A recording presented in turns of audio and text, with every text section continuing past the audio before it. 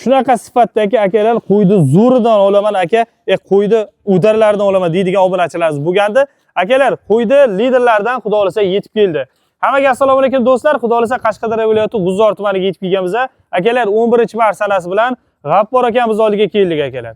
Akalar, qo'y qo'zlarni bemalol bahosini berib qo'yasizlar. Realni mana shunaqa legendarniy qo'yni liderlardan so'raganlar bo'lsa, shoshilib qolaveramiz akalar. Soni sozgina keldi. G'affor aka nechi bosh aka? 11 bosh Ilhomjon. 11 bosh akalar. Lekin qo'y haqiqatan zo'r akalar. Ko'rgan odam havas ketadi. Bunaqa qo'ylarni akalar doimo chiqarib bermaymiz. Narxlari ham sifatiga qaraganda ancha bir arzon deb aytsak bo'ladi. Qo'yni tushungan, qo'yni zo'rini olaman deydigan odam G'affor akamizga murojaat qilaverasizlar. 11 bosh qo'y bor. Qo'ychalar ham alohida e'tibor beramiz. 4 ta qo'yisi bor. Qo'ychalar ham akalar elita sifatli zo'r bo'lib yaltiroq bo'lib chiqqan. Ko'rgan odam havas qiladi akalar.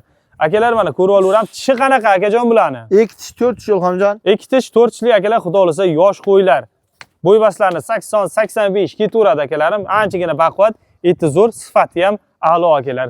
Narxni ayting aka, bitta kelishtirib chiroyli narxda. Oxirgi narxini ayting. Ilhomjon, oxir narxi 68 dan bo'lsa, dastlabki qilib beramiz Samarqandgacha 66 dan o'zlari olib ketishaverasiz. Akalar 68 emas, 6.600 dan dastlabkasi alohida kelishaverasizlar xudo xolasa. Pastda G'affor akamiz nomerlarini qoldirib qo'yaman. Soni cheklangan, bor yo'q 11 bosh. Optim narxi aytildi. Tanlab olaman, ozgina olaman desalar, ozgina narxi o'zgaradi. Shoshilib qolinglar do'stlar. Ekranda pastda akamizning nomerlarini qoldirib qo'yaman do'stlar.